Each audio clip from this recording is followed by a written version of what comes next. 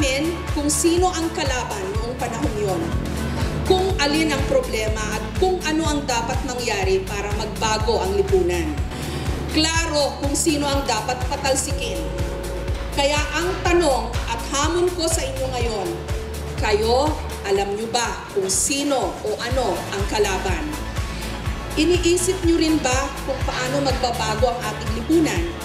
Para baka sakali ang inyong henerasyon ang makalulutas sa matagal na nating mga problema.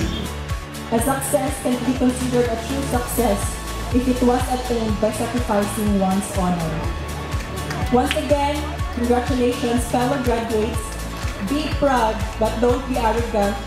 Be the leaders of change our country would want us to be, and never forget to love our country first. Ug ayaw kalimti, bisan asa pa ka maabot nining kalibutan na, gana kang Pinoy, mamatay kang Pinoy. Thank you for your time. Salamat.